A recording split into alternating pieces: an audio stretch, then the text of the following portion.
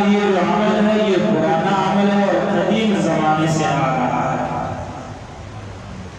البتہ سیدنا ابراہیم علیہ السلام کے زمانے میں اس عمل اور عبادت کو خصوصیت کے ساتھ اہمیت ہو گئی، اس کی وجہ سے اس کا نام سنت ابراہیم رکھا گیا۔ ظاہر بات ہے جو آدمی اس بارے میں قربانی زیادہ دیتا ہے تو نام بھی اس کا لیا جاتا ہے، وہ عمل اس کی طرف منسوب کی جاتی ہے۔ سیدنا ابراہیم علیہ السلام نے اپنے لفظ جگر سیدنا اسماعیل علیہ السلام کو اللہ تبارک و تعالیٰ کی خاطر قربانی کے لیے تیار ہوا، یعنی قربان کرنا چاہ رہے تھے مگر اللہ تعالیٰ کی مرضی نہیں تھی کہ وہ ذبح ہو جائے، لیکن وہ تو قربان کرنا چاہ رہے ہیں، اس وجہ سے اس کو سنت ابراہیمی کہا جاتا ہے۔ پھر اسی یادگار، اسی عمل کے یادگار کے طور پر مسلمان ہر سال انہی دنوں میں جانور کی قربانی کر کے سیدنا ابراہیم علیہ السلام کی یاد کو تازہ کرتے ہیں۔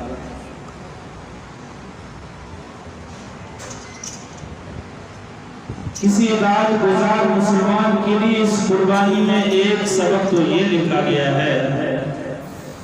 کہ قربانی کا جانور ذبح کر کے مسلمان یہی کہنا چاہ رہا ہے یا دنیا کو یہی تاثر دینا چاہ رہا ہے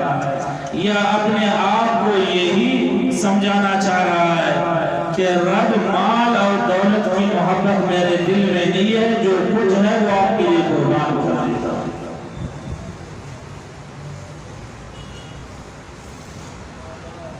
اور علماء نے لکھا ہے کہ قربانی کے جانور پر سوچتے ہوئے آدمی کو یہ بھی سوچنا چاہیے جس طرح قربانی آدمی صرف اللہ تبارک و تعالیٰ کے لیے کرتا ہے، اسی طرح تمام عبادتیں اللہ تبارک و تعالیٰ کے لیے ہی کر دی، اس میں کسی غیر کا شائبہ بالکل نہ ہو۔ گویا وہ اپنی زندگی کو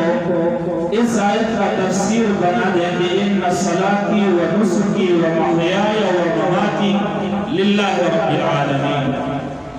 بے شک میری نماز اور میری قربانی و محیای و مماتی، میرا جینا اور میرا مرنا للہ رب العالمین، اللہ تبارک و تعالیٰ کے لیے ہے جو تمام جہانوں کا پالنہار ہے۔ جب انسان یہ سوچے گا کہ تمام عبادتیں اللہ تعالیٰ کے رضا کے لیے ہو، کسی غیر کا شائبہ نہ ہو، تو اسی کا نام توحید ہے۔ قربانی کی اہمیت اس سے بھی واضح ہو جاتی ہے۔ سیدنا عبداللہ ابن عمر رضی اللہ تعالیٰ عنہ کی روایت ہے، وہ فرماتے ہیں اقام رسول اللہ صلی اللہ علیہ وسلم بالمدینہ 10 سنین یضحی، پیغمبر علیہ السلام نے 10 سال مدینہ میں گزار دیے، اقامت کی، مگر 10 سال میں کسی ایک مرتبہ بھی دعویٰ نہیں کیا، ہر بار قربانی کرتے تھے۔ تو پتہ چلا کہ یہ قربانی ایک ایسا عمل ہے جو اہمیت کے حامل ہے،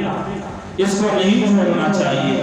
پیغمبر علیہ السلام نے اس پر مداومت کی ہے، شریعت کے اعتبار سے یہ ایک واجب عمل ہے اور اس کے بہت بڑے فضائل ہیں۔ سیدنا زید بن ارقم رضی اللہ تعالی عنہ فرماتے ہیں قال اصحاب رسول اللہ صلی اللہ علیہ وسلم یا رسول اللہ ما هذه الاضاحی، صحابہ اکرام نے پیغمبر علیہ السلام سے سوال کیے اللہ کے رسول یہ قربانی کیا ہے؟ پیغمبر علیہ السلام نے فرمایا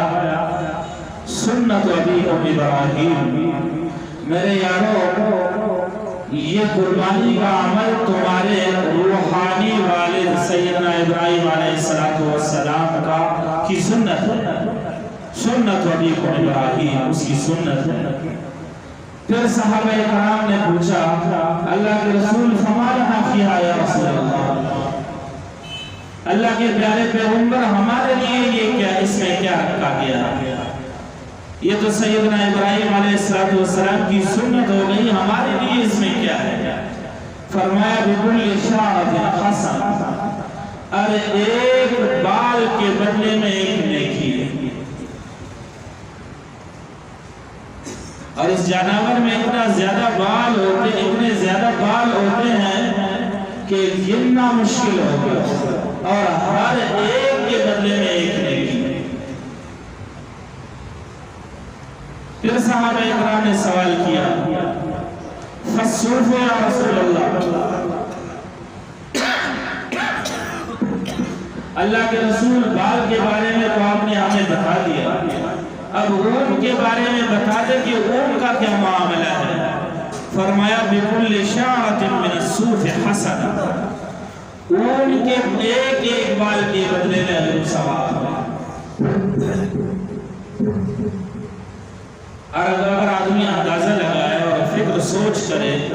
یہ ایک جانور کی قربانی اتنا زیادہ ہے کہ آدمی اس کا اندازہ نہیں کر سکتا۔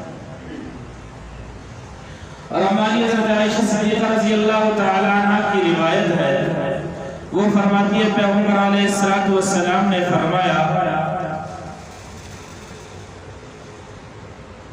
کہ قربانی کا جو جانور ہے